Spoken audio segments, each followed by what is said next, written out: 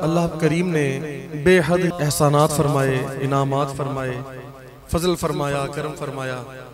हम लोगों पर एहसान अजीम जो फरमाया, हमें अपने हबीब आज़म की उम्मत में पैदा फरमाया, हमें मुर्शिद कामिल अता फरमाए, उनकी निस्बत अता फरमाई और हमें इस रूए ज़मीन पर रहने के लिए और तालीमात को समझने के लिए, उनको फैलाने के लिए, इन सारे मामलात में आसानी के लिए हमें मुल्क पाकिस्तान अता फरमाया। और अल्लाह ताला के फजलो करम से, हुजूर की निगाह रहमत से, फुकराए कामिलीन, औलियाए ज़ाम की मदद और नुसरत से और निगाह रहमत से ये मुल्क मार्ज़े वजूद में आया था, बना था। और इन्हीं के फजलो करम से, इन्हीं की बरक़ात से ये मुल्क आज तक कायम है। और अल्लाह के फजल से, हुजूर की निगाह रहमत से ये कायम व दायम रहेगा। हमें ये बहुत बड़ी नेमतें मिली कि अल्लाह रसूल का जिक्र हम अपनी मर्जी से, यानी मर्जी से मुराद है खुल के कर सकते हैं। इसमें कोई हमें रोक टोक नहीं सकता और ना कोई रोकता है। पाकिस्तान जो है हमें इस लिहाज से भी बहुत बड़ी नेमत है, बड़ा फजल है अल्लाह का कि हमें इन मामलात में यहाँ पर आसानी है। बाकी आप देखें दुनिया भर में कई ममालिक ऐसे हैं जो अगर मुस्लिम रियासतें हैं भी, लेकिन वहां पर दुश्मनों का और इस्लाम दुश्मन कुव्वतों का इतना राज है, वो इतने ज्यादा वहां मुसल्लत हैं कि वो लोग जो मुसलमान हैं वो वहां किसी भी तरह से आज़ाद नहीं है, किसी भी तरह से वो सुख का सांस नहीं ले सकते। उनको सरेआम कत्ल कर दिया जाता है। आपको पता है शाम का, फ़लस्तीन का, बर्मा का, इराक का, हर जगह का क्या हाल है। और कई ममालिक ऐसे हैं, कई रियासतें ऐसी हैं, और जिन जिन ममालिक में मुसलमान अक़लियत के तौर पर हैं, खा वो हिंदुस्तान है या कोई भी ऐसा मुल्क है, तो वहां पर भी उनके लिए बहुत ज्यादा मुश्किलात हैं। इंतहाई मुश्किलात में जिंदगियां गुजार रहे हैं अपने मजहब के लिहाज से भी। ये वाली मुश्किलात नहीं कि उनको नौकरी नहीं मिलती या वो दुआएं करते हैं कि अल्लाह हमारे मुल्क के हालात अच्छे कर दे। एक ओवरऑल पूरे मुल्क के हालात इतने खराब हैं, इन मामलात की मैं बात नहीं कर रहा। वहाँ अपने जाती जो इंसान के जैसे मजहबी मामलात हैं, कुर्बानी के हवाले से है या इबादत के लिहाज से है, महाफिल के लिहाज से है, तो वहाँ इन सारे मामलात में उनको बहुत तंगी होती है। इस वक्त जो मौजूदा सूरत हाल है पाकिस्तान की, और कई साल से हम ये देख रहे हैं कि परेशानियां हैं, मुश्किलात ही मुश्किलात हैं। देखने में, सुनने में ऐसा लगता है कि जैसे इसका कोई हल नहीं है। मुश्किलें तो आती जा रही हैं लेकिन आसानियां नहीं आ रही। एक ओवरऑल बात कर रहा हूं। तो इसमें हम पहले भी अर्ज करते रहते हैं बार बार, और अब जो मौका है इस महीने के हवाले से, अगस्त के महीने के हवाले से और खुसूसन 14 अगस्त के हवाले से, इसमें पैगाम हमारा ये है, और हमें जो बात समझनी चाहिए वो ये बात है कि अल्लाह करीम ने जब हमें ये बता दिया, ये समझा दिया, रसूलुल्लाह ने हर तरह अपनी उम्मत के लिए जो ज़ाहिरी तौर पर भी कोशिशें की, उनके सहाबा ने कोशिशें की, कुर्बानियां दी, और दुनिया भर में मुसलमानों को उरूज दिया, शऊर दिया, खैर और भलाई अता फरमाई, और फिर आखिरत में भी इन लोगों के लिए आसानियां और खैर ही खैर रख दी गई। लेकिन बात यह है, सवाल यह है कि जब हमें यह पता है कि अल्लाह करीम हकीकी मुश्किल कुशा है, हाजत रवा है, हर शय पे कुदरत रखने वाला है, कोई भी बात, कोई शय उसके अहाता इल्म से, अहाता कुदरत से बाहर नहीं है, तो हम जो मुसलमान हैं जहां पर भी हैं, हमारा ये दावा है और हमें इस बात पर यकीन है कि हमारा रब जो है वही हकीकी रब है, वो सारे आलमीन का रब, पालने वाला वही है। अब मेरी बात करने का मकसद ये है कि जब हम ये सब कुछ मानते हैं और फिर हम हुजूर के हवाले से देखें कि हमें जिस उम्मत में पैदा फरमाया गया, जो सबसे अजीम और बड़ी उम्मत है, ठीक है, और बेहतरीन उम्मत है, उम्मत मुस्तफ़ा के बारे अल्लाह पाक कुरान में फरमाता है कि तुम बेहतरीन उम्मत हो। अल्लाह ने अपने अंबिया की बड़ी बड़ी उम्मतें खल्क फरमाई, पैदा फरमाई, तो अपने हबीब की उम्मत को क्या फरमाता है कि तुम बेहतरीन उम्मत हो, सबसे अजीम उम्मत भी है। अजीम उम्मत इसलिए है कि सबसे अजीम नबी की उम्मत है, और फिर इतनी नरमी भी है हमारे लिए, अजाबों में हमें जकड़ा नहीं जाता, सख्तियां हमें आके इतनी जल्दी पकड़ती नहीं। जो पिछली उम्मतों पे अजाबात फौरन नाजिल हो जाते थे, जब वो किसी बुराई में मुब्तला हो जाते थे तो उनकी शक्लें भी बिगड़ जाती थी और अजीबो गरीब बीमारियां भी आ जाती थी और सारी सारी उम्मत को हलाक कर देती थी। और इससे आप अंदाजा करें कि कोई उम्मत ऐसी नहीं कि जो उस नबी के विसाल के बाद, ये मैं तारीखी लिहाज से बात कर रहा हूँ, कोई हतमी बात नहीं कर रहा, ये कहीं लिखा नहीं हुआ, मैं एक तारीखी लिहाज से बात कर रहा हूँ, क्योंकि हर नबी के बाद बहुत जल्दी दूसरे नबी ऐलान नबूवत फरमा देते हैं। हर नबी के विसाल के बाद कोई भी उम्मत, कोई 500-500 साल, कोई 700 साल या 800-900 1000 साल तक मौजूद रही नहीं। अब एक बड़ा वक्फा आया हजरत सैयदना ईसा अलैहिस्सलाम से लेके हुजूर तक, इमामुल अंबिया तक, जो गालिबन तकरीबन 600 साल का वक्फा है। कोई 650 साल कहते हैं, 550 साल, जितना भी लगा लो, मैं राउंड अबाउट लगा लो कि चलो कमो बेश इतना वक्फा आया बस। लेकिन ये पहली उम्मत है और आखिरी उम्मत है कि हुजूर को विसाल फरमाए 1450 साल से थोड़ा सा कम अरसा हो गया, 1450 साल लगा ले मिसाल, लेकिन आज तक ये उम्मत कायम है। 1000 साल एक तरफ, फिर आगे 350-400 साल एक तरफ फिर गुजर गए, ये उम्मत मौजूद है। तो इसकी क्या वजह? ये उम्मत अभी तक हलाक मुकम्मल तौर पे क्यों नहीं हुई? वजह यह है, पहली बात कि अल्लाह करीम ने अपने हबीब के सदके इस उम्मत को नेस्तो नाबूद नहीं किया मुकम्मल तौर पे। और कौन सी ऐसी बुराई है, कौन सी ऐसी बुराई है जो हमने ना की हो? वो बुराइयां जो पिछली उम्मतों में एक एक या दो दो होती थी तो गर्क हो जाती थी। मिसाल के तौर पे किसी में गुरूर और तकब्बुर बढ़ गया, तबाह बर्बाद हो गए। किसी को ताकत का नशा चढ़ गया, तबाह बर्बाद हो गए। कोई जनाब उस माबूदे हकीकी को छोड़कर अपने अपने खुदा बना बैठे, वो हलाक हो गए। कोई अपनी मर्जी से तालीमात घड़ के अपने मजहब की उस पे अमल करते रहे, अपनी मर्जी की तालीमात पर, वो भी हलाक हो गए। कहीं फहाशी और यानी जब बेहदो हिसाब बढ़ी, वो भी हलाक हो गए। किसी ने बेअदबी शुरू कर दी, इखलाक के लिहाज से बिल्कुल गिर गए, वो भी खत्म हो गए। कोई ऐसा बुराई है जो इस उम्मत में नहीं है, जो पिछली उम्मतों में थी और इसमें ना हो? ऐसी तो कोई भी नहीं। जो पिछली उम्मतों में थी और इस उम्मत में वो सारी आ गई, लेकिन इसके बावजूद ये उम्मत खत्म नहीं हुई, इसके बावजूद ये गर्क नहीं हुए। क्यों? एक तो हुजूर की वजह से कि यार नू मारदा यार दा मुंह, एक तो इस वजह से,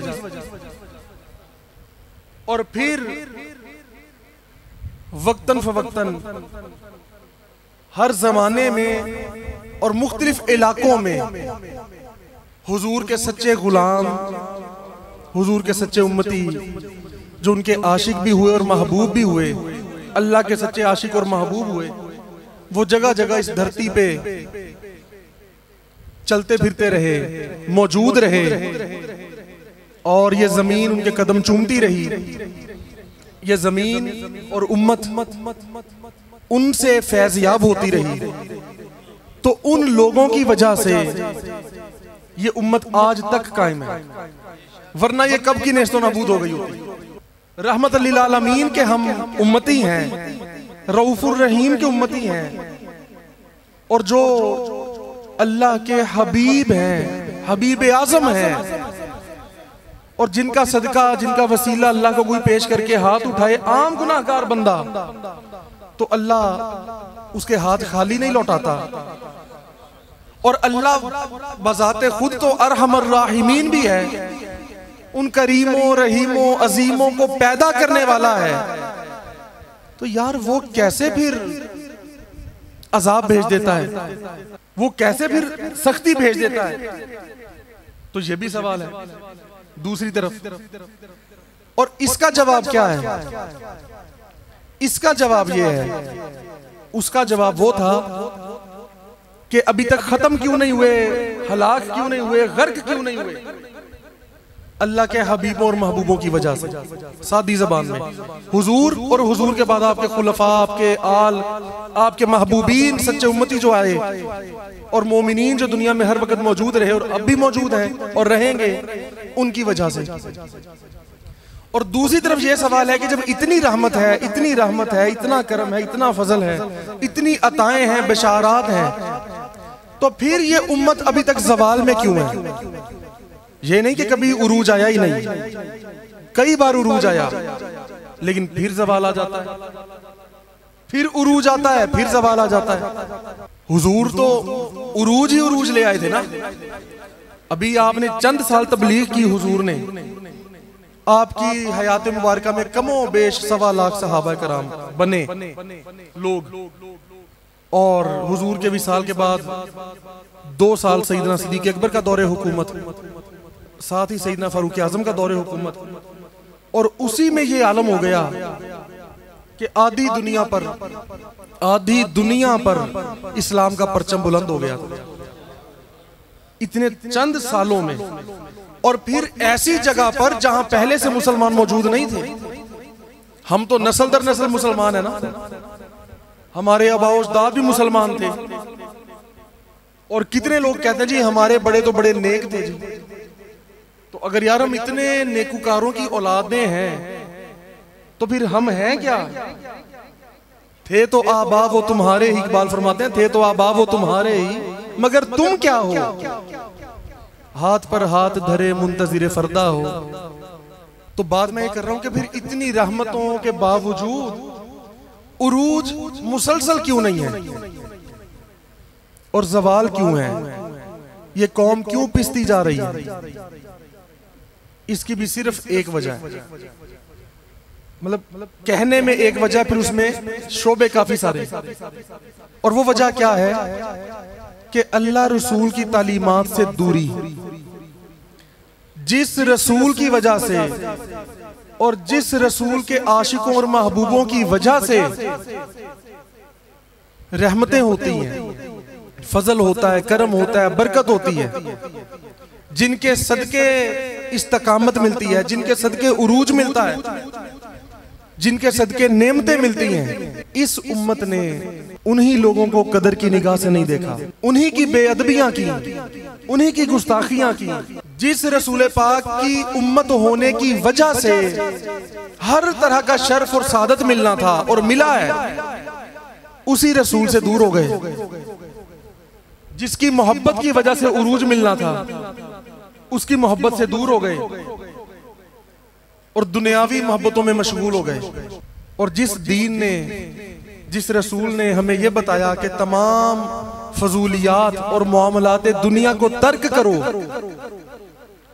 और फकत अल्लाह रसूल की तरफ लगो, और इकट्ठे होकर इन फिरका बंदियों से निकलकर यकजान होकर, इकट्ठे होकर अल्लाह के कामों में लग जाओ। हमने इन्हीं बातों से इन्हराफ शुरू कर दिया। हम इन्हीं बातों से हट गए जो हमारी बुनियाद थी, जिसकी वजह से सब कुछ होना था। हमने वो बातें ही छोड़ दी, हमने वो अमाल ही छोड़ दिए कि हम फिर जितने भी दुआएं करें कि या अल्लाह ऐसे हो जाए, हमारे मुल्क के हालात अच्छे हो जाए, और पूरी उम्मत के हालात अच्छे हो जाएं, ये उम्मत अजीम हो जाए, ठीक हो जाए, वो क्यों नहीं हो रही? क्या जिसके सदके सब कुछ होना था, हम उसी को मानते नहीं, हम उसी की मानते नहीं। उनकी बात, ये सब कुछ तब था कि हम उनकी बात तो मानते, हम उनकी तालीमात पे अमल तो करते।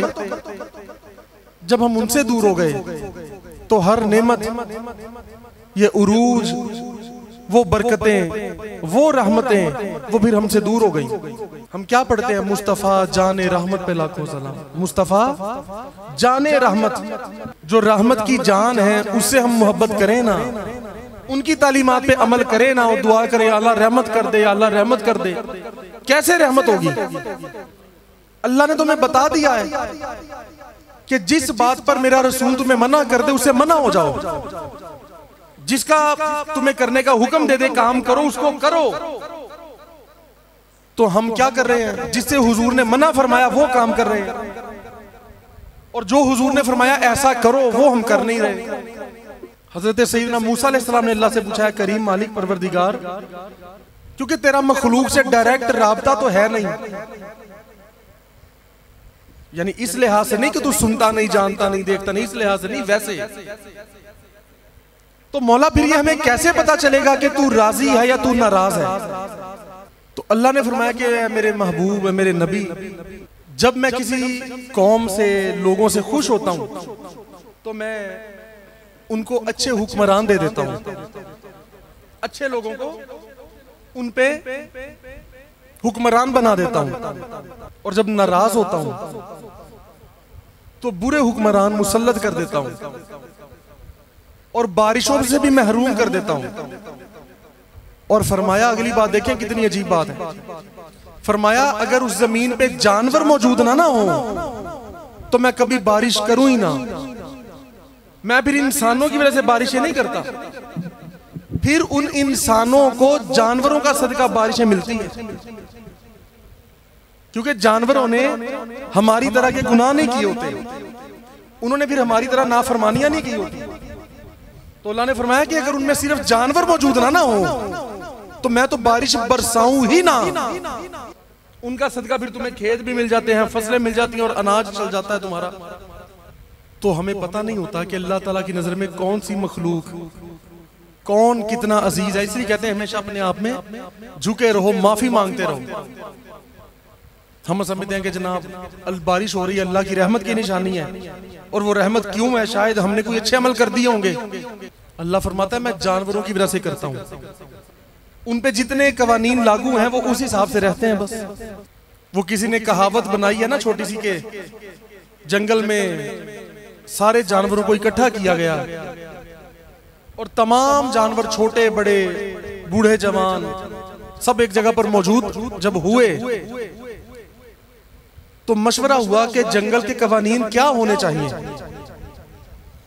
कैसे हम अपने जंगल को शादो आबाद रखेंगे, और जो फिर उन कवानीन को तोड़ेगा उसकी सजा क्या है। ये एक कहावत है बस समझाने के लिए। तो सारे जानवर इकट्ठे हो गए, सबने मशवरा किया, और मशवरा इस नतीजे पर पहुंचा, जानवरों ने कहा कि सजा ये है कि जो भी कानून तोड़ेगा ना अब से वो इंसान कहलाएगा, जो असूलों को पामाल करेगा, बातों से फिर जाएगा, अपने कवानीन पे कारबंद नहीं रहेगा, तोड़ देगा, पामाली करेगा, वो बस फिर हम उसे इंसान कहेंगे, वो इंसान कहलाएगा, फिर हम उसे जानवर नहीं कहलाएंगे। ये उन्होंने सजा रखी कि भाई तुम्हें फिर हमने जानवर नहीं कहना, तुम्हें फिर हमने इंसान कहना है,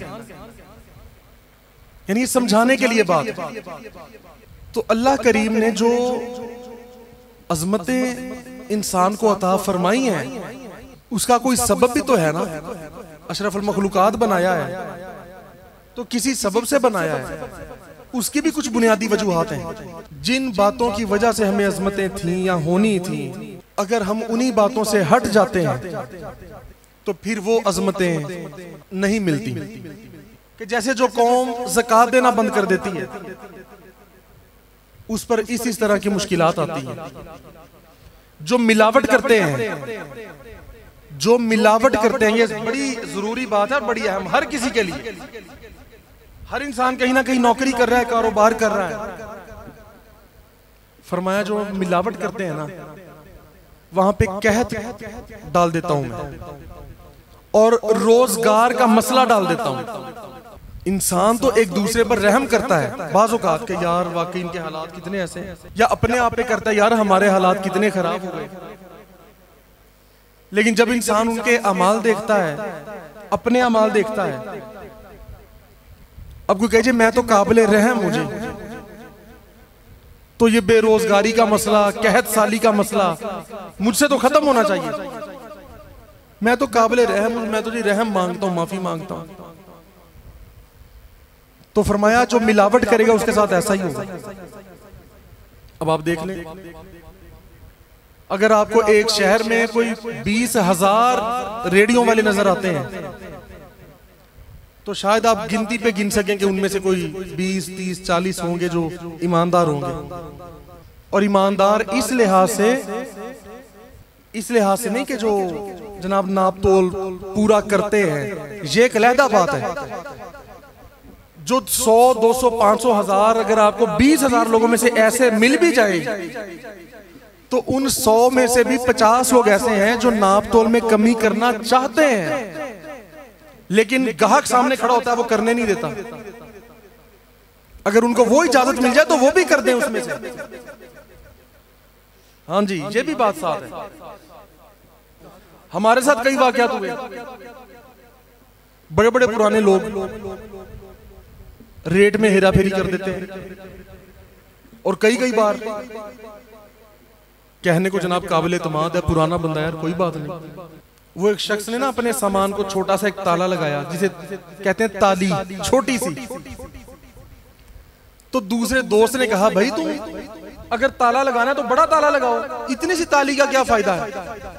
तो उसने कहा यहाँ पे जितने चोर चक्के और बेईमान लोग हैं, उनसे अपना सामान बचाना ना, तो बड़ा ताला लगाओ। उसने कहा यार बड़ा ताला लगाने का भी फायदा कोई नहीं, ये है पुराने वो ट्रेंड है ताले तोड़ने में, तो ताला तो मेरा यूं टूट जाना है, मैं जो भी ताला लगा लूं। उसने कहा फिर तुमने लगाया किसके लिए ताला? उसने कहा मैंने ईमानदारों के लिए लगाया, उनकी नीयत खराब ना हो जाए। जो है ही बेईमान वो तो बड़े ताले भी तोड़ लेते हैं, ये तो मैंने उनके लिए लगाया। चलो बेचारे जिनको भी इतनी आदत नहीं है, वो देखेंगे ताला लगा, अगर नीयत खराब होती भी है तो वो कहेंगे नहीं यार ताला लगा हुआ, चलो आगे चलो। ये बड़े हकायक हैं। अहादीस में इतना बता दिया गया, इतना बता दिया गया, हर हुजूर ने हर निशानी बता दी कि मेरी उम्मत में ऐसा होगा, ऐसा होगा, ऐसा होगा और ऐसा होगा, जिसकी वजह से ये मुश्किलात और परेशानी और मुसीबतें इन पे आएंगी। अब हम उस हालत में हैं बस, जब फहाशी उरानी बढ़ जाती है, हम ज़कात नहीं देते और मिलावट करते हैं, नाप तोल में कमी करते हैं। ये जितनी चीजें हैं हम में है या नहीं? पूरी कौम इसको मानती है हम में है। तो बस यार जब ये मामलात हैं तो उसकी सजाएं यही हैं बस जो हमें मिल रही है। उसकी सजा है कहत साली का हो जाना, मुल्क में से अनाज का कम हो जाना, जालिम हुक्मरान का मुसल्लत हो जाना। और एक बात मैं हमेशा बड़े अरसे से कहता आ रहा हूं कि यार किसी हुक्मरान को बुरा ना कहो, कोई भी हुक्मरान बुरा नहीं, जितने भी हुक्मरान हैं सारे अच्छे हैं। बड़ी अजीब सी बात है, अब तो ट्रेंड ही वो सबके खिलाफ चला है। ये हुक्मरान कोई अच्छे या बुरे नहीं है, ये हमारे अमाल का नतीजा है जो इंसानी सूरत में हमारे सामने बन गए आ गए। बस उनको लाया कौन था, उनको हम पे मुसल्लत किसने किया था, इसका मैं जाहिरी जवाब नहीं पूछ रहा। आप कहें जी कोई एजेंसी लेके आई थी, फौज लेके आई थी, या अगली पार्टी का पिछली पार्टी से जनाब मुआहिदा हो गया था कि जो अगली बारी तुम्हारी है फिर उससे अगली फिर मेरी है। ये जवाब नहीं। मैंने शुरू में क्या बात की, सब कुछ अल्लाह के उसकी कुदरत में है। जर्रा भी नहीं हिलता, पत्ता भी नहीं गिरता जो उसके इल्म में ना हो, उसकी कुदरत में ना हो। तो अगर उसकी कुदरत में है और बेशक है तो फिर यार हम अपनी नजर के मुताबिक बात कर रहे हैं, फिर ये अल्लाह हम पे ऐसे हुक्मरान मुसल्लत क्यों करता है? हम तो जनाब बड़े दीनदार हैं।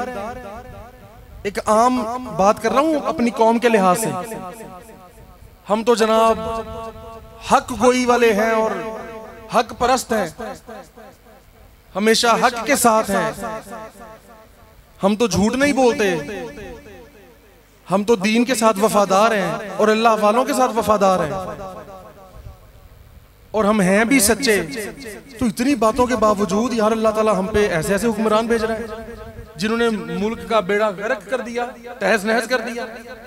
नहीं, उन्होंने नहीं किया, हमने किया। ये हमने किया सब कुछ। ये तो हमें बता दिया गया कि तुम ये अमल करोगे तो तुम पे ऐसे हुक्मरान आ जाएंगे। तो अल्लाह फिर पता क्या फरमाता है? हुजूर ने फरमाया फिर तुम अल्लाह फरमाता है ये ना कहो, फरमान भी यही है कि हुक्मरानों को बुरा ना कहो। फरमाया मेरी तरफ रागिब हो जाओ। अल्लाह फरमाता है मेरी तरफ रागिब हो जाओ, मुझसे तौबा करो और अपने अमाल को सही करो, तो फिर मैं उन हुक्मरानों को उल्टाकर तुम्हारे पास अच्छे हुक्मरान भेज दूंगा, फिर उन्हें हुक्मरान लगा दूंगा तुम पर। यानी हम अमल बुरे करते हैं, उन अमाल का नतीजा हमें मिलता है ये, कभी किसी की सूरत में कभी किसी की सूरत में, फिर हम उन्हीं को बुरा कहने लग जाते हैं। यार हम तो अपने नतीजे को, अपने रिजल्ट को बुरा कह रहे हैं। अब एक बच्चा पेपर दे आए जाके और उसका ग्रेड भी जनाब कोई XYZ ग्रेड आए, मिसाल दे रहा हूं जो हमारे मुल्क का हाल है, और नंबर भी बुरे आए, और हर जो वो शोबे लिखे होते हैं कि इसकी जनाब रेगुलरिटी इसकी कितनी है, ये बच्चा इसके आदात और खसाइल कैसे थे, इसका यूनिफॉर्म ठीक होता था कि नहीं, सारी बातों में हमें 0 मिले और नेगेटिव कमेंट्स मिले, तो फिर हम क्या करेंगे कि उस रिजल्ट को बुरा भला कहने लग जाएंगे। अपने रिजल्ट को, अपने नतीजे को उठा के आग में भी झोंक दें, आपका रिजल्ट नहीं बदलेगा, नतीजा नहीं बदलेगा। क्यों? नतीजा है आपके अमाल का। तो अब हम चाहे हुक्मरानों को गालियां निकालें, खा एहतजाज करें, उनको जनाब बुरा भला कह के पोस्टें चढ़ाओ या सड़कों पे आओ या वीडियोस बनाओ, इससे कुछ होने वाला नहीं, उनको कोई फर्क नहीं पड़ता, क्योंकि वो असल में हमारे अमाल का नतीजा है। ये इनडायरेक्टली हम अपने आप को ही बुरा कह रहे हैं। हम ठीक हो जाएं, देखिए फिर अल्लाह के इख्तियार में ना। फिर बात मैंने जहां से शुरू की कि हम जब ये मानते हैं कि अल्लाह हकीकी हुक्मरान है, अल्लाह हकीकी सुल्तान है, वो शहनशाह है, वो जब चाहे जैसे चाहे कर दे, तो फिर वो हम पे क्यों नहीं कर रहा? इन बातों की वजह से। तो इसलिए ये हम बार बार ये बात करते हैं, बल्कि ये कुछ अहादीस मुबारका कि जिनको हमें सुनना चाहिए, पढ़ना चाहिए, समझना चाहिए। ये हजरत सैयदना अब्दुल्लाह इब्न उमर रज़ियल्लाहु तआला अन्हुमा से रिवायत है, आप फरमाते हैं कि रसूलुल्लाह हमारी तरफ मुतवज्जे हुए और फरमाने लगे, ए मुहाजिरों की जमात, 5 चीजें ऐसी हैं जिनमें तुम अगर लोग मुब्तला हो गए तो उनकी सजा उनको जरूर मिलेगी।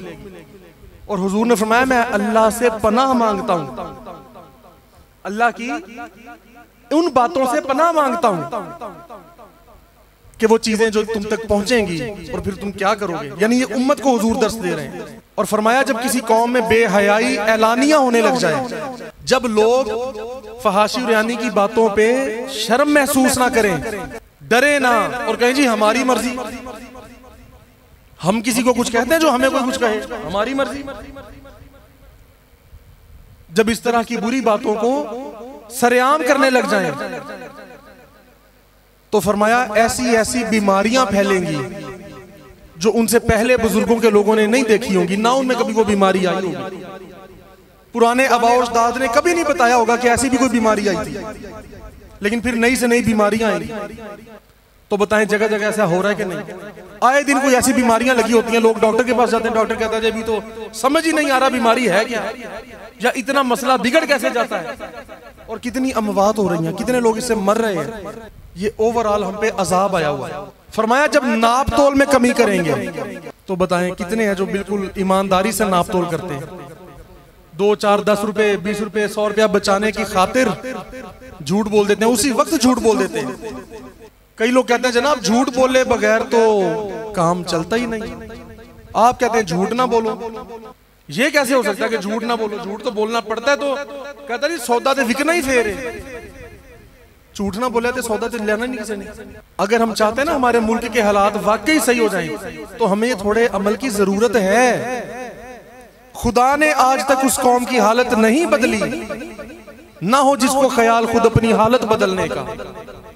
तो हम लोग बहुत सी बुराइयों में मुब्तला हो गए, बहुत ज्यादा। तो देखें, मैं बात कर रहा था कि जब हमें हमारा दीन ये इजाजत देता है कि आप अगर कोई चीज बेचते हो, आप उससे एक चीज पे 10 गुना मुनाफा भी रख के बेचो, 100 गुना मुनाफा भी रख के बेचो, तो जायज है। ये ना सोचें कि यार ये चीज इतने की है और मैं इतने की बेच रहा हूं, तो यार ये कहीं गलत तो नहीं? गलत नहीं है, ये कोई गलत नहीं, जायज है। आप सेब वाला रेडी वाला कहे जनाब मैं आपको 1000 रुपए के 4 सेब दूंगा, मिसाल दे रहा हूं, तो दूसरा आपको कहे यार इतने महंगे। आप उसे कहें, आप उसे ये कहने के जनाब आपने खरीदना है तो खरीद लो। उसे कायल करो वैसे कि जनाब खरीदो, सबका रोजगार का मामला है, ये वो, बस उसमें झूठ का जुमला कोई ना बोलो। उसे ये ना कहो कि यार मैं तो आप 900 दे लेके आए, यकीन कर कसम यार मैंने सिर्फ 100 रुपया बच रहे हैं। जब आप ये झूठ बोल देते हैं ना, वो हराम बन जाता है। यार आपको जरूरत क्या उसको बताने की कि आपको कितने का आ रहा है? आप 50 रुपए का भी लेके आए तो आप 500 का बेच लें, इसमें कोई गलत नहीं है। लेकिन ये कह के नहीं कि ये जो मैं सेब लाया हूं ये पूरी आपको फैसलाबाद में ऐसा सेब नहीं मिलेगा, ये कह के नहीं। जिस बाग से मैं लेके आऊं ये हजरत फुलां के जनाब उनके आस्थाने का बाग है, देख लें उन मेरे ना बहस ना करी। या कोई पीर भाई कहे पीर भाइयों को कि ये चीज ले लो, सरकार को भी बड़ी पसंद है, सरकार तो मेरे तो आप नहीं लेके गए। ये समझाने के लिए बात कर रहा हूं कि हमें यार ऐसे करके नहीं बेचना, सीधे तरीके से बेचें। आप 100 रुपए वाली चीज को 1000 रुपए की भी करके बेच दें, वो जायज है। बस उसको ये ना कहें कि अगर आप 100 रुपए के खरीद के लाए तो ये ना कहें यार मैं तो खुद 500 की लेके आया, मैं तो खुद 800 की लेके आया हूं। ये झूठ में आ गया, मैं इतने की बेच रहा हूं, चीज अच्छी है, इसकी क्वालिटी अच्छी है, इतनी गारंटी है, वो सच हो सारा कुछ, यार आप खरीद लो, तो फिर वो झूठ के जुमरे में नहीं आती। फरमाया जो नाप तोल में कमी करते हैं उनको कहत साली, रोजगार की तंगी और बादशाह के जुल्म के जरिए सजा दी जाती है। अब सोच लें कुछ। और नाप तोल में कमी हर शोबे में हो जाती है, हर शोबे में।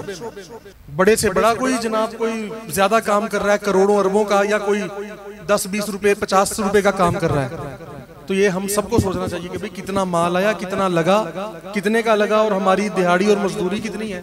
सब कुछ सोच के आप इसको खुद सोच लें। हर बंदा अपनी इस फील्ड में समझदार होता है और इतना उसका दिमाग चलता है तो वो चालाकियां मारता है ना लोगों से, झूठ बोलता है, तो वो ही जरा सीधा कर ले अपने मामलात को, तो बरकत हो जाएगी। फरमाया जब अपने माल की ज़कात देना बंद कर देते हैं तो आसमान से बारिशों को रोक लिया जाता है। वो बारिशें जो फायदा देती हैं, वो वाली बारिशें। ये जो बेमौसमी बारिश होती है तो खुद अजाब है। ये तो आती इसलिए कि नुकसान कर जाए, ये तो आती इसलिए किसी की छत गिर जाती है, फिर किसी को मसला बन जाता है, कोई किसी ने नौकरी पे जाना होता है वो जा नहीं सकता, कोई इन बारिशों से बीमार हो जाता है, कोई नजला जुकाम खांसी लग गए, बुखार चढ़ गए, बीमार हो गए, और कई फौत भी हो जाते हैं, मर भी जाते हैं। कोई जमीन के स्लिपरी होने की वजह से बारिश से गिर गया, जनाब आपका साइकिल मोटरसाइकिल गाड़ी स्लिप हो जाए, कहीं एक्सीडेंट भी हो सकता है, तो ये तो खुद अजाब है। हाँ, जब अल्लाह रहमत की बारिश भेजता है उसमें फिर रहमत ही रहमत होती है। और आका ये भी फरमाते हैं कि जब बारिश आए तो दुआ करो कि या अल्लाह हमें इस बारिश में से रहमतें अता करना, बस हमें जहमत ना देना, कोई हमें माफ कर देना या अल्लाह। और फिर वही बात आ गई, फरमाया अगर जानवर ना हो तो वो बारिश भी ना मिले इनको। फिर फरमाया जब अल्लाह और उसके रसूल का अहद तोड़ते हैं, वादे जो यानी फरमाए अल्लाह रसूल के ऐसे ऐसे तुम्हें समझा दिया, बता दिया गया कि ये काम नहीं करना और ये करना है, जब उसकी खिलाफ वर्जी करते हो तो फरमाया दूसरी कौमों में से, अब देखें हमारा जो हाल है, दूसरी कौमों में से दुश्मनों को मुसल्लत कर दिया जाता है, यानी उनका हमारे से ताल्लुक कोई नहीं। अब ये मिसाल है ना समझाने के लिए। अब कितने लोग कह रहे हैं कि जनाब पाकिस्तान को तो अमेरिका चलाता है, कहते हैं या नहीं? एक मतलब एक आम मशहूर है बात, यार उनका हमारे से क्या लेन देन, उनका हमारे से क्या ताल्लुक, वो कहां हम कहां, उनको क्या जरूरत है हमसे यहाँ पे हुक्मरानी करने की? वो अपने मुल्क में हुक्मरानी करे, इतनी बड़ी उनकी रियासत है, इतना उनका रकबा है, वो जहां जो मर्जी करें। तो ये पता क्या, ये असल में अमेरिका तो बस सबब है। फिर वही बात, यार वो हम पे कैसे मुसल्लत हो गए? वो इंसान है, हम इंसान नहीं। अगर उनको अकल शऊर है तो हमें नहीं है। हम आखिर ऐसे, उनमें और हमारे में इतना कौन सा फर्क है कि वो जनाब आराम से बैठे हम पे हुक्मरानी कर रहे हैं और हम गुलामों की जिंदगी जी रहे हैं। क्यों? इन बेवफाइयों की वजह से, जो बेवफाइयां हमने अल्लाह रसूल के साथ की हैं, उनकी तालीमात के साथ की हैं। तो अल्लाह फरमाता है कि मैं फिर दूसरे बाहर के लोगों को, तुम्हारे दुश्मनों को तुम पे मुसल्लत कर देता हूं और तुमसे वो कुछ छीन लेता हूं जो तुम्हारे हाथ के अंदर भी होता है। तुमने एक चीज पकड़ी भी हो, थामी भी हो, तुमने संभाली भी हो, मैं वो भी छीन लेता हूं। कब? जब अल्लाह रसूल से बेवफाई करते हो, उनकी बातों को नहीं मानते, जिससे मना किया उससे नहीं रुकते, फिर ऐसा होता है। और फरमाया जब भी इनके इमाम, इमाम से मुराद इमाम मस्जिद नहीं, यानी कि हर शोबे में जो उनके लीडर्स हैं, जो सरदार बने हैं मुख्तलिफ शोबों में, इनमें भी लगा ले, खा वो जनाब मुफ्ती मौलवी हो, काउंसलर हो, वो क्या होते हैं गांव में जो नंबरदार हो, हैं MNA MPs हो, जजेस हो, लीडर्स हो, ये जितने हैं अपने अपने शोबों में अपने इमाम है ना, अपने अपने शोबों में सरदार है। फरमाया वो जब अल्लाह के कानून के मुताबिक फैसले नहीं करते ये लोग, और अल्लाह ने जो इनको अता फरमाया वो इख्तियार नहीं करते, गलत चीजों को इख्तियार करते हैं, तो अल्लाह ताला फिर सारों को आपस में लड़ा देता है। अब आप देख लें, कोई शोबा ऐसा नहीं जिसमें लड़ाई नहीं है। हर गांव का नंबरदार एक दूसरे से लड़ रहा है। एक शोबा ले लें सियासत, कितने MPs और MNAs हैं, लेकिन कितने कितनों के खिलाफ हैं, कितने चेयरमैन हैं यूसी के मुख्तलिफ, कई कितनों के खिलाफ, कितने मुफ्तियान हैं, कितने जनाब उलमा हैं, कितने कितनों के खिलाफ हैं, कितने वकील हैं एक दूसरे के खिलाफ हैं, कितने जजेस हैं एक दूसरे के खिलाफ हैं। ये जो खुद साख्ता पीर बने हैं, अपने अपने फिरकों के जनाब उस्ताद और इमाम बने हुए हैं, ये एक दूसरे के खिलाफ हैं।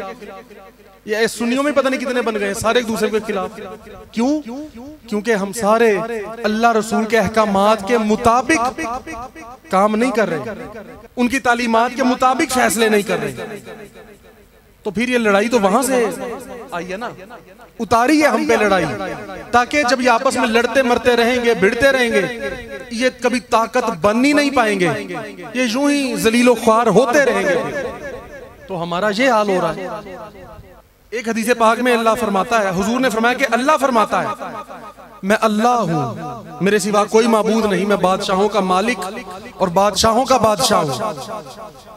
और फरमाया दुनियावी जितने बादशाह हैं, बड़े बड़े हुक्मरान हैं, सुल्तान हैं, फरमाया मेरे तो कब्जा कुदरत में है, खा वो जितना भी बड़ा बादशाह हो, शहनशाह हो, मेरे कब्जा कुदरत में है।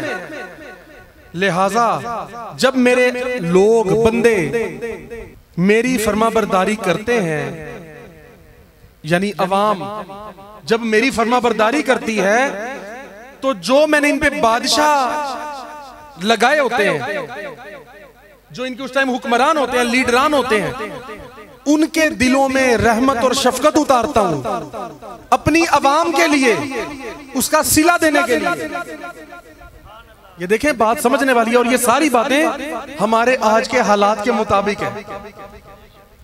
और फिर वो जो हुक्मरान होते हैं वो बड़ी रहमत से शफकत के साथ पेश आते हैं अपनी अवाम के साथ। और उनके दिलों को रहमत और शफकत के साथ उन लोगों की तरफ फेर देता हूं। फिर वो बादशाह जो होता है, हुक्मरान जो होता है, अपनी अवाम की बड़ी खैरखाही करता है, बड़ी भलाई करता है।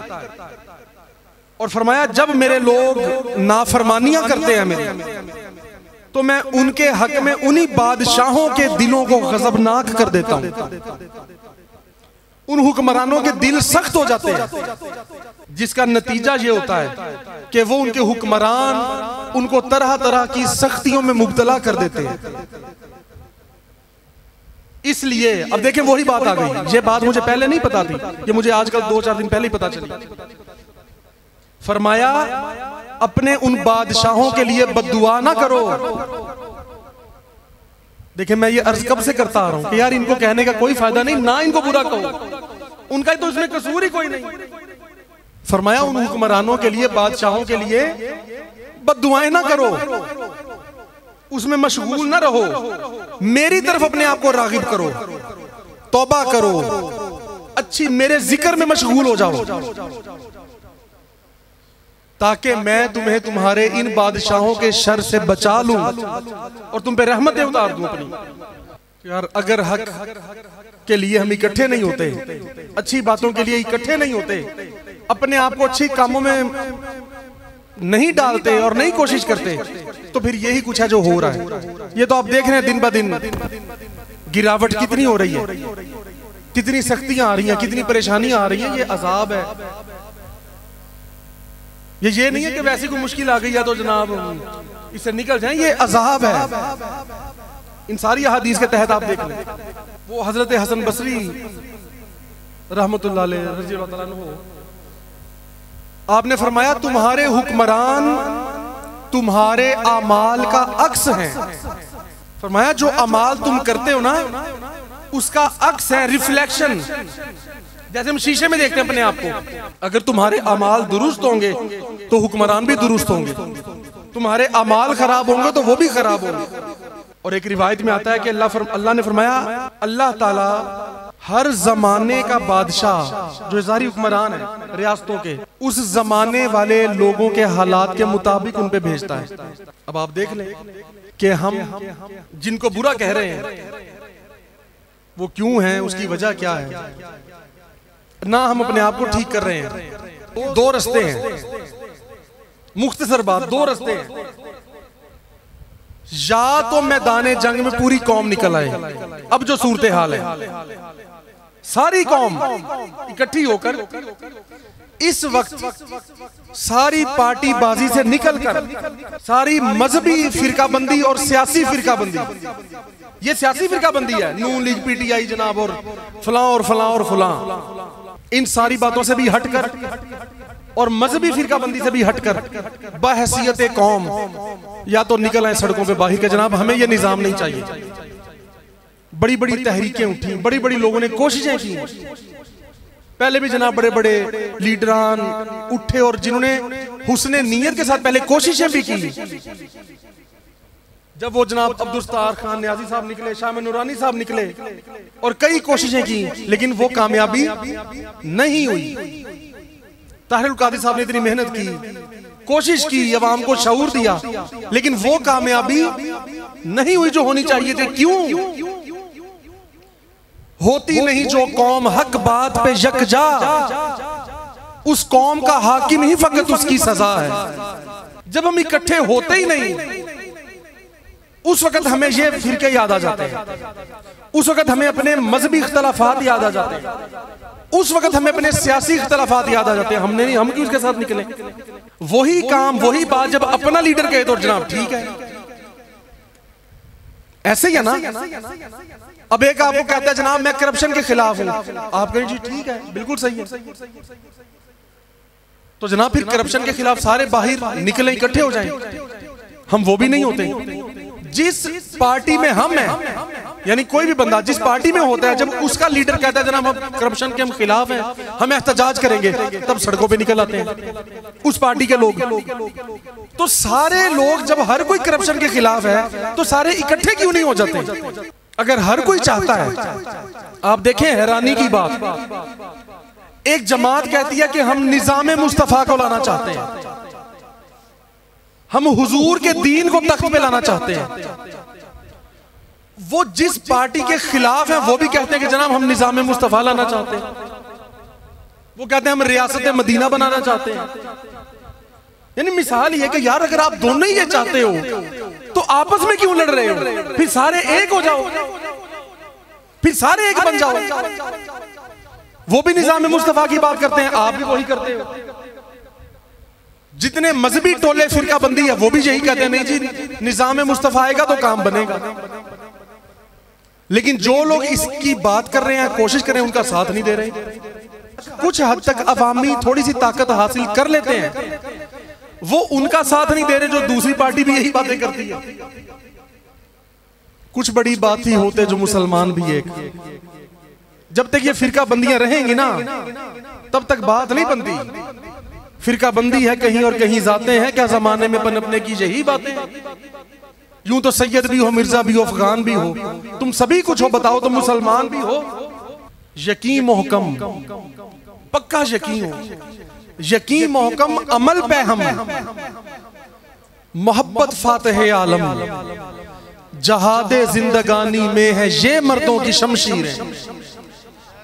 और जिन हालात में हम हैं, गुलामी में नाकाम आती हैं तदबीरें ना शमशीरें। अब उठ नहीं रहे, एहतजाज नहीं कर रहे, क्या हो रहा है उससे? कुछ भी नहीं हो रहा। बड़ी बड़ी सोचें सोचते हैं, काम फिर नहीं हो रहा। क्यों? गुलामी में नहीं काम आती, गुलामी में नाकाम आती हैं तदबीरें ना शमशीरें। जो हो ज़ौक़े यकीन पैदा तो कट जाती हैं जंजीरें।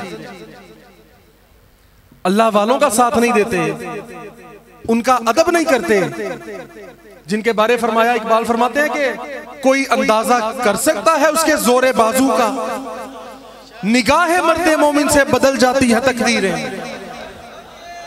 उनका साथ नहीं देना, उनका अदब नहीं करना, अपनी अपनी टोलियां फिरके बनाई रखने। और क्या हदीस में बयान है कि मुसलमानों को आपस में ऐसा होना चाहिए जैसे एक जिस्म हो मुकम्मल और एक हिस्से पे भी दर्द हो तो पूरे जिस्म को पता हो कि यार मेरे फुलां हिस्से पे दर्द है।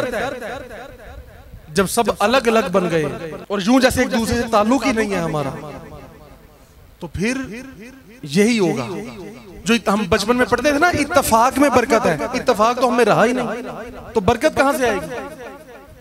इसलिए इतनी कसीर तादाद में होकर भी हम दुनिया भर में तादाद के लिहाज से जो ये रेशो बताते हैं, हम दूसरी बड़ी कौम है मुसलमान। दुनिया की दूसरी बड़ी कौम हो गए इनके मुताबिक। क्या पता वैसे मुसलमान ही ज्यादा हो, अब किसी मुसलमान ने तो हिसाब लगाया नहीं है। कमो बेश 56-57 ममालिक हैं मुसलमानों के दुनिया में, 56-57 ममालिक, और जिसमें से तकरीबन 49-50 या 52 अहले सुन्नत के हैं, सिर्फ अहले सुन्नत के। एक दो ऐसे हैं जो अहले हदीसों के हैं, एक दो ऐसे जो अहले तशय्यो के हैं, बाकी सारे ममालिक अहले सुन्नत के हैं। तो यार इतनी कसीर तादाद में होके भी हम कर कुछ भी नहीं सकते। हमारा नफा नुकसान एक होना चाहिए, हमें पता होना चाहिए कि यार फुलां मुल्क में जुल्म सितम हो रहा है, बर्मा में, फलस्तीन में, इराक, ईरान, शाम में, कश्मीर में क्या हो रहा है। यार हम उठे उसके लिए, बताओ, हमें उसका तरीका समझना पड़ेगा। कैसे जिहाद होगा? ऐसे नहीं होगा बस कि जनाब सड़कों पे निकल आए। और यार वो फलस्तीन में तुम्हारी सड़कों पे निकलने से उनसे क्या फायदा? तुम्हें क्या फायदा और उनको क्या नुकसान? देखो ना, आपसे हजारों किलोमीटर दूर उनका मुल्क है जहां जुल्म हो रहा है, तो यहां सड़कों पे निकल आएंगे तो उससे क्या होगा? अपने आप को चेंज करके हुकूमती लिहाज से फिर अल्लाह हमारे पे हुक्मरान जब भेजेगा, हम बहैसियत कौम इकट्ठे होंगे इन टोला और फिरका बंदियों को छोड़कर, तो फिर वो कुव्वत बनेगी जो इंटरनेशनल ताकत होगी। यहां हम जितनी भी ताकत बना लें नेशनल लेवल तक है, हमारे पाकिस्तान लेवल तक है। सूबाई ताकतें हैं या फिर पाकिस्तान लेवल तक की हैं, खा वो अवामी हो या कोई हो, चाहे वोटों की ताकत लगा लो, किसी भी लिहाज से लगा लो। अगर हमने आलमी तौर पर काम करना है तो कम से कम पहले अपने मुल्क को तो सीधा करें। और उसमें सीधा ये नहीं कि आप जबरदस्ती मुसल्लत हो जाए दूसरे पे। कोई पार्टी कहती है हम जनाब कब्जा कर लेंगे, हम ऐसे कर देंगे, हम ऐसे कर देंगे। यार आप कैसे कर लोगे? ये तो हर कोई कहता आ रहा है। जब सब वाकई इकट्ठे होंगे ऐसी बरकत होगी उसमें कि खैर होगी। और इसका पहला शब्द, उससे भी पहले यही बात है, अपने अमाल सीधे करें। हम लोग अपने अमाल सीधे करें, तो इज्तिमाई तौर पर इकट्ठे होकर अच्छे अमाल की कोशिश करें।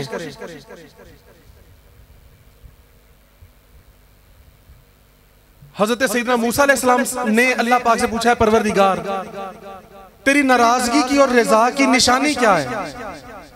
फरमाया जब मैं अच्छे लोगों को तुम पे मुख्तार बना दूं, हुक्मरान बना दूं, तो समझ लो मैं तुमसे राजी हूं। और जब मैं तुमसे नाराज होता हूं तो जालिमों को तुम पे मुसल्लत कर देता हूं। अब बताएं, हुक्मरानों का कोई कसूर निकला? इनका तो कोई कसूर नहीं। ये तो सारे नारे भी लगाए ना कि हमारा जनाब कोई कसूर नहीं, तो हमने क्या कहना है कि जनाब बिल्कुल आप सही कह रहे हैं, ठीक है, आपका कोई कसूर नहीं, कसूर तो सारा हमारा है। हमने वो अहकामुल हाकिमीन की तालीमात पे अमल नहीं किया। उसने छोटे छोटे हाकिमों को हमारे ऊपर लगा दिया, मुसल्लत कर दिया। वो चाहेगा तो अच्छे हाकिमों को भेज देगा, लेकिन उसकी रजा की कोशिश तो करें। हुजूर ने फरमाया अनकरीब तुम्हारे ऊपर ऐसे हुक्मरान मुसल्लत हो जाएंगे जिनको उनके चाप लोसों ने घेर लिया होगा, घेर रखा होगा। जो उनके इर्द गिर्द पार्टी रहती है ना, वो कहते हैं जनाब आप जैसा तो है ही कोई नहीं। ये देख लें हर पार्टी में, मजहबी फिरका बंदी में भी ये है और सियासी फिरका बंदी में भी ये है। और वो जुल्म करेंगे और वो झूठ बोलेंगे, और जो शख्स उनके पास जाए उनके झूठ की तस्दीक करे और उनके जुल्म पर उनकी मदद करे। हुजूर ने फरमाया उसका मुझसे और मेरा उससे कोई ताल्लुक नहीं। और जो आदमी उनके पास ना जाए, ये बात जहन में रख लें। अब तो जनाब बड़े बड़े दीनदार जो अपने आप को कहते हैं, उनके मुआहिदे उन लोगों से हो जाते हैं जिनको वो गुस्ताखे रसूल कहते हैं। उनके मुआहिदे भी उनसे हो जाते हैं। फरमाया जो आदमी उनके पास ना जाए और उनके जुल्म पर उनकी मदद ना करे, वो मेरा है और मैं उसका हूं। अल्लाह के वली हजरत सैयदना सुफियान सौरी रहमतुल्लाह अलैह, आपके पास एक शख्स आया और कहने लगा जनाब मैं हुक्मरान के बादशाह के कपड़े सीता हूं, तो क्या मैं भी जालिमों का मददगार हूं? कि बादशाह जो जालिम है, बादशाह जालिम है तो मैं उसका दर्जी हूं, तो क्या इस लिहाज से मैं भी मददगार हूं?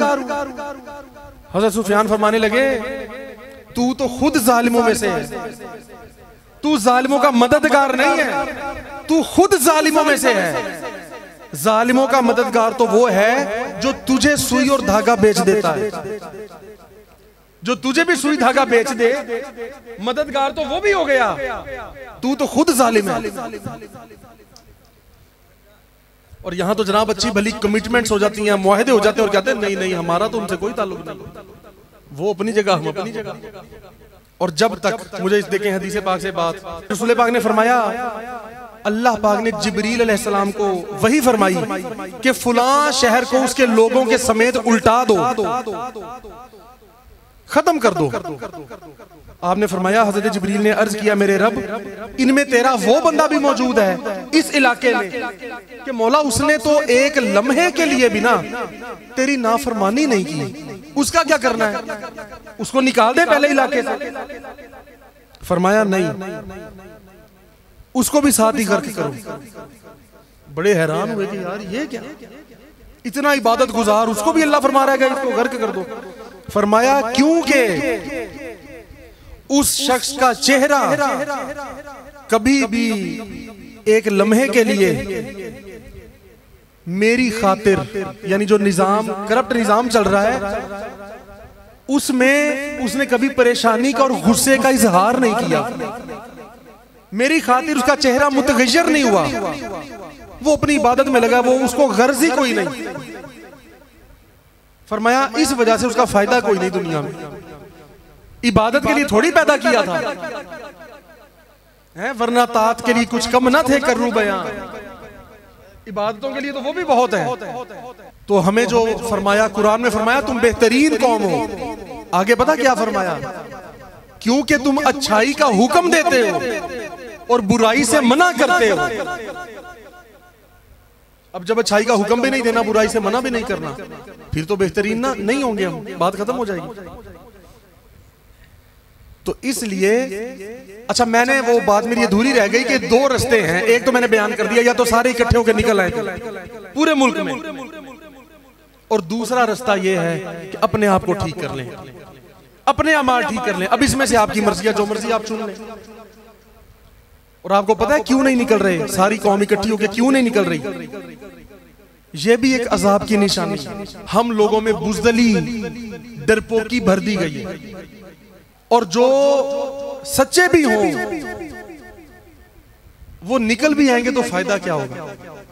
बस इतना होगा कि उनको पकड़ के भी जेलों में डाल देंगे, और जो पहले से डरपोक है वो तो निकलेंगे ही नहीं।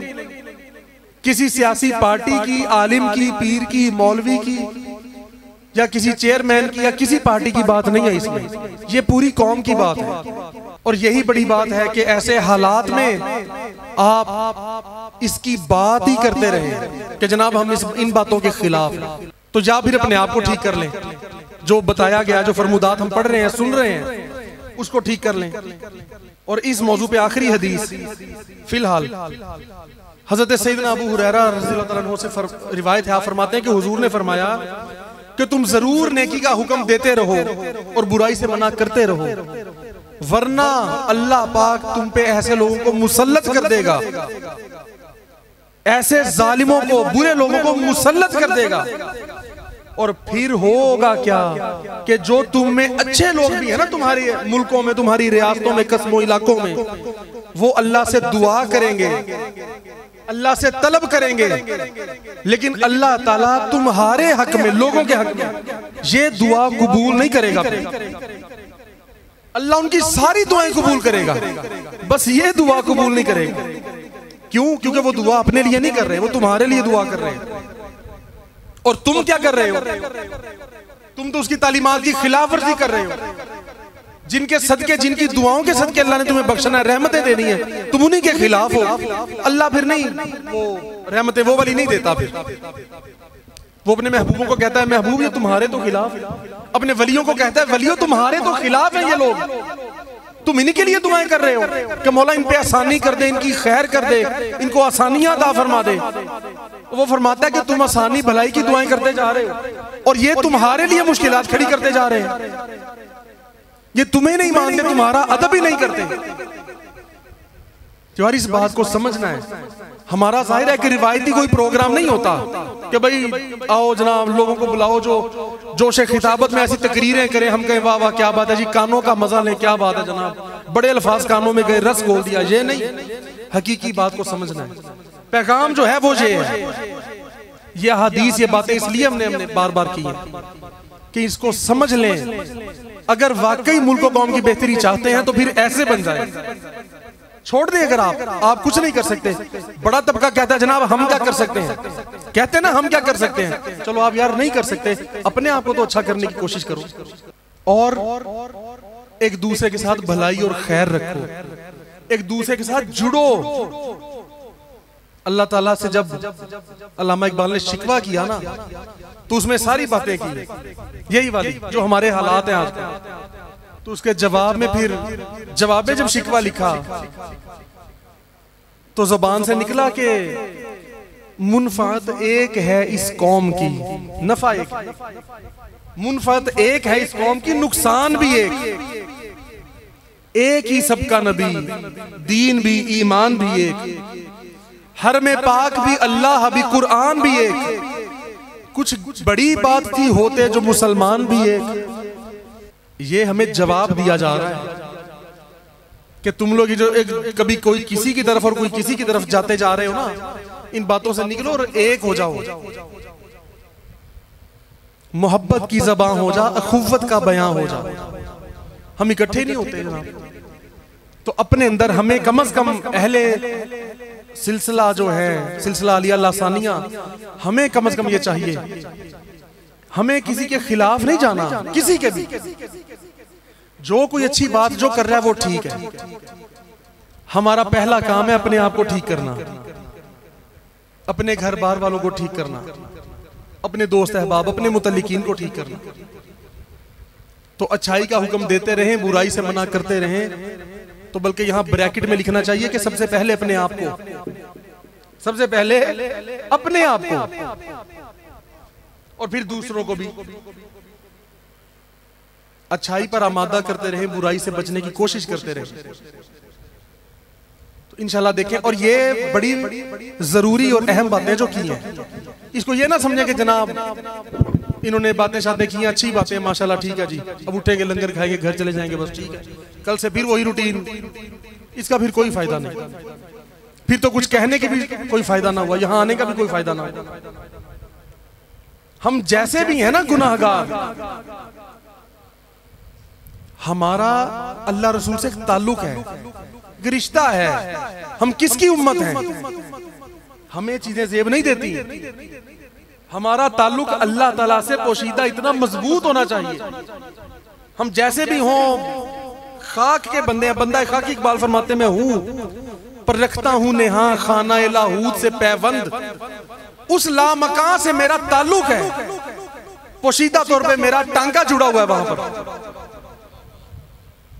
एक वलवला ताजा दिया मैंने दिलों को, लाहौर से ता खाके बुखारा और समरकंद।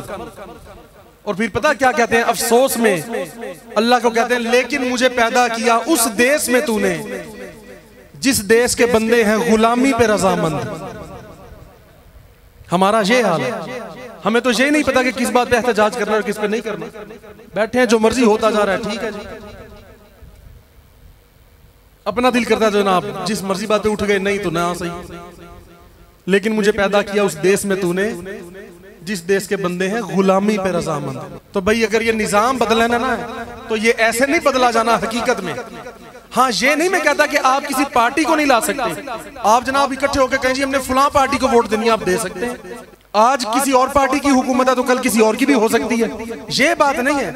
लेकिन ये जहन में रख लें, इससे फायदा कुछ नहीं होगा, इससे फायदा कुछ नहीं होगा जब तक ये निजाम ना बदला जाए। असल बात निजाम की है, इन शक्लों की बात नहीं है कि फलां आ जाए और फलां चला जाए, फलां चला जाए और फलां आ जाए, ये बात ही नहीं है। ये निजाम ही खराब है। तो निजाम ठीक करना ना अब अल्लाह के हाथ में है, क्योंकि हम तो ठीक हो नहीं रहे। और अल्लाह से ये अगर बात मनवानी है तो अपने आप को ठीक कर लें। नाप तोल में कमी वाले मामलात, झूठ, बहतान, रिज़्क़े हराम, जो तालीमात है, आपने सिलसिला लिया की तालीमात सुनी है, देखिए जो सरकार ने इतने साल तबलीग फरमाई है, बस वो तालीमात अपना ले सच्चे दिल से, उस पे अमल की कोशिश कर लें। अमल से जिंदगी बनती है, ये जन्नत भी जहन्नुम भी। ये खाकी अपनी फितरत में ना नूरी है ना नारी है, कुछ भी नहीं है, अमल की बुनियाद पे सब कुछ। हुस्ने नीयत करके, अच्छी नीयत करके, पुख्ता इरादा करके अपने अमाल ठीक कर लें और अपना ताल्लुक अल्लाह रसूल के साथ जोड़े, उस्तवार करें, मजबूत करें। और अल्लाह वालों ने, अल्लाह के महबूबों ने हमें जो तालीमात बताई हैं उस पे अमल करेंगे तो ताल्लुक मजबूत होगा। तो अल्लाह वालों ने हमें जो तालीमात बताई है ना, वो बस, और आप यकीन करें कोई हल नहीं, कोई भी हल नहीं है इन बातों का। जितने आज तक इनकलाब आए दुनिया में, आज तक जितने इनकलाब आए, हमेशा सच्चे लोग लेके आए। कभी झूठों ने, मुनाफिकीन के जरिए इनकलाब नहीं आया करते। इनकलाब हमेशा सच्चों के जरिए आता है, जो अपने कौल और फेल में सच्चे हो, अपनी बात में और अपने अमल में सच्चे हो, एक हो। और आप जानते हैं जो अपनी बात में भी अच्छा हो और अमल में भी अच्छा हो, सोच में भी अच्छा हो, उसे सूफी कहते हैं। जो जाहिर और बातिन में एक हो जाए, जिसमें ये मुनाफिकत ना हो, उसे सूफी कहते हैं। और वो किसी भी कौम में हो सकता है। तो हमेशा अच्छे और सच्चे लोग इनकलाब लेके आते हैं। तो हम तो यार मुनाफिकीन वाला हमारा तो हिसाब बन गया है। कहते कुछ हैं, करते कुछ हैं, पढ़ते नमाज हैं, सोचते दुकान की हैं, पढ़ रहे दुरूद हैं, सोच रहे हैं किसी दुश्मन के बारे, फलां ने मुझे ये कह दिया, फलां ने मुझे ये कह दिया। हमारा तो बहुत अजीब है। तो अपने जाहिर बातिन को अच्छा करने की कोशिश करते रहे, अपने ताल्लुक को मजबूत करने की कोशिश करते रहे, और इसका सिर्फ एक ही जरिया है, अल्लाह के महबूबों की तालीमात पे अमल। सबसे पहला स्टेप ये तयन करना कि अल्लाह वाला है कौन। मुल्ला की शरीयत में फकत मस्ती गुफ्तार, और बातें बड़ी कमाल करता है। आप यकीन करें, ऐसे ऐसे मौलवी हमारे मुआशरे में पाए जाते हैं, इतनी इतनी कमाल बातें करते हैं, इतनी जबरदस्त बातें करते हैं, बंदा अश अश कर उठता है, वाह यार क्या बात, कमाल ही कर दिया आज तो। लेकिन फकत मस्ती गुफ्तार, और आम जो अपनी तरफ से सूफी बने होते हैं कि जनाब हम तो जनाब कुछ नहीं किसी को कहते, हम तो अपना काम कर रहे हैं बस, ठीक है। उनके बारे फरमाते हैं सूफी की तरीकत में फकत मस्ती अहवाल, अपनी मौजों में गुम रहता है। वो मर्द मुजाहिद नजर आता नहीं मुझको, हो जिसकी रगो पै में फकत मस्ती किरदार। उसका किरदार ऐसा हो, और उसमें रूहानियत बहुत जरूरी है। किरदार से भी आजकल ये बड़े लंबे मौजूआत हैं, कोई क्या बेचारा समझ लेता है, कोई क्या समझता है, क्योंकि जो अच्छी बातें करते हैं वो फिर बातों से हैं। इकबाल बड़ा उपदेशक है, मन बातों से मोह लेता है। गुफ्तार का ये गाजी तो बना, किरदार का गाजी बन ना सका। तो बड़ी बड़ी अच्छी बातें करने वाले मिल जाते हैं। मैं बड़ी अच्छी बातें बाज़ औक़ात कर लेता हूँ, इसका मतलब ये नहीं मैं ठीक हूँ या मैं कोई अच्छा बंदा हूँ। तो इसलिए तो अच्छे बंदों को ढूंढ के जहां रूहानी फैज की तस्दीक आए, जहां ये मैं हमेशा बात करता हूं, जहां रूहानी फैज की तस्दीक आए वो अल्लाह वाला है। बस उन्हां दे लड़ लग जो ते फिर बेड़े पार होने ने। बस फिर वो जो बताएंगे, वो क्या बताएंगे, वो जो इकबाल ने फरमाया था कि ये फाका कश के मौत से डरता नहीं जरा, रूह मोहम्मद इसके बदन से निकाल दो। वो जो रूह का ताल्लुक खत्म हो गया है, वो उन रूहों को दोबारा हुजूर के कदमों में ला खड़ा करते हैं, वहां दोबारा से ताल्लुकात जोड़ देते हैं। फिर दिल से, अपने मन से हुजूर के नगमे निकलते हैं, उनकी मोहब्बत की बातें निकलती हैं सच्ची, और हर उम्मती प्यार से, मोहब्बत से, उस यकीन के साथ अपने नबी से अपने सच्चे रिश्ते के साथ कहे, लब पे नाते पाक का नगमा कल भी था और आज भी है, मेरे नबी से मेरा नाता कल भी था और आज भी है। ये चीज हो फिर पस्त वो कैसे हो सकता है जिसको हक ने बुलंद किया, सारे जहां में उनका चर्चा कल भी था और आज भी है, सारे जहां में उनका चर्चा कल भी था। बतला दो गुस्ताख नबी को कि गैरत मुस्लिम जिंदा है, बतला दो गुस्ताख नबी को कि गैरत मुस्लिम जिंदा है, दीन पे मर मिटने का जज्बा कल भी था और आज भी है, दीन पे मर मिटने का जज्बा कल भी था और आज भी है, मेरे नबी से मेरा नाता कल भी था और आज भी है। तो यही बात खत्म होनी है बस। कुव्वत इश्क से हर बस्त को बाला कर दे, दहर में इसमें मोहम्मद से उजाला कर दे, आज भी हो जो बराहीम का ईमान पैदा, तो आग कर सकती है अंदाजे गुलिस्तां पैदा,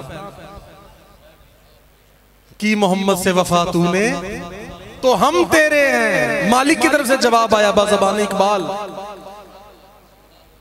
वो फरमाते हैं मुझे खुदा की तरफ से जवाब आया कि मोहम्मद से वफा तूने तो हम तेरे हैं। ये जहां चीज है क्या, लौहो कलम तेरे हैं, फिर जो तुम चाहोगे अपनी तकदीरें खुद लिखोगे। तकदीर के पाबंद है जमादात व नबातात, मोमिन फकत अहकाम इलाही का है पाबंद। तू मुसलमान हो तो तकदीर है तदबीर तेरी, ये बात हो जाती है। अकल है तेरी सी पर इश्क है शमशीर तेरी। तालीमात पे अमल की कोशिश करें, अल्लाह वालों के लड़ लग जाएं और मोहब्बत के साथ, यकीन के साथ अपने आप को ठीक कर लें। बस ये ही असल इनकलाब ही तब होगा। इनकलाब आ जाएगा और इनकलाब आना भी है, इसमें शक नहीं है, कोई आना जरूर है। अब ये मुनहसिर है हम पर कि हम इसमें अपना कितना, हमारा कंट्रीब्यूशन क्या है इसमें, हमारा इसमें जनाब कितना अमल है। हम नहीं लाएंगे तो अगले लोग ले आएंगे, उससे अगले ले आएंगे, उससे अगले ले आएंगे। अगर कोई भी ना लाए तो इमाम मेहदी तो ले आएंगे, अगर कोई भी ना लाया। लेकिन यार हमारा ये काम है कि हम अपने मुर्शिद की तालीमात पे अमल करते हुए, हैं बुजुर्गों की तालीमात पे अमल करते हुए हजरत इमाम मेहदी के लिए राहें हमवार करें, रस्तों को सीधा करें, आसान करें कि हमारी खिदमत हो जाए। दीन के लिए हम अपनी खिदमत कुछ ना कुछ कर सके। तो बस हकीकत में अपने आप को वाकई अच्छा कर लें, सारी बातों को छोड़ के, फजूलियात को छोड़ के। जितना आप सोशल मीडिया पे जो लोग अटैच हैं, फेसबुक, यूट्यूब, ये वो कई घंटे वहां गुजारते हैं, उसको वक्त को जाया ना करें। इनको अच्छे चीजों के लिए इस्तेमाल करें, सिलसिले से अटैच रहें इन चीजों के जरिए। सिलसिले की किताबें पढ़ें, सरकार के बयान सुने, तालीमात को समझें, उस पे अमल की कोशिश करें। सिलसिलालिया की तालीमात को फैलाएं, नशरो इशात करें, दुरूद व सलाम की बात फैलाएं, ताकि अगली नस्लों के लिए, अगली कौम के लिए हम बहुत ज्यादा राहें हमवार कर जाएं और बेहतरी हो जाए। तो हकीकी इनकलाब लाना तो इस तरफ आ जाए बस। बाकी बातों से, तकरीरों से, जोशीली तकरीरों से कुछ नहीं होता। वक्ती तौर पे वाह वाह होती है, सुभान अल्लाह होता है, जोश आता है, वो यूं झाग की तरह उठता है और खत्म हो जाता है। इसका कोई फायदा नहीं, इसका हासिल कुछ नहीं। हासिल कुछ करना है तो बस मुस्तकिल मिजाजी के साथ थोड़ा ही अमल करते हैं, लेकिन करते जरूर रहें। बस ये चीजें लाजमी छोड़ दें, झूठ, बहतान, रिज़्क़े हराम लाजमी छोड़ दें। और ये रिज़्क़े हराम में आती है जब इंसान झूठ बोल के कोई चीज बेच देता है, नाप तोल में कमी कर देता है। ये अहले सिलसिला करें, देखें आपकी वजह से हजारों, लाखों, करोड़ों लोग जल्दी ये काम कर लेंगे। अल्लाह ने हमें सबबे हिदायत बनाना है दूसरों के लिए, तो हम खुद ही नहीं ठीक हो रहे तो हम कैसे बनेंगे? तो कोशिश करेंगे आज से इंशाल्लाह, सचमुच कोशिश करें, कोशिश लाजमी करनी है, कोशिश लाजमी करनी है इंशाल्लाह। अच्छी तालीमात पे अमल करने की कोशिश और बुराइयों से बचने की कोशिश। अल्लाह ताला शुहदाए पाकिस्तान को मजीद अपनी बारगाह में खैर अता फरमाए।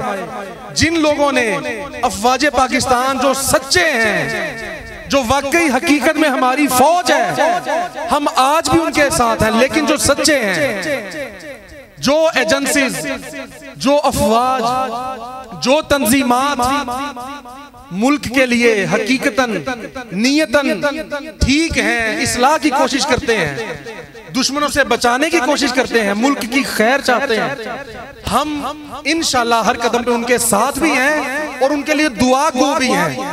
और जितने लोगों ने आज तक कुर्बानियां दी पाकिस्तान बनाने के लिए और पाकिस्तान बचाने के लिए, अल्लाह ताला उन सबको मजीद खैर अता फरमाए।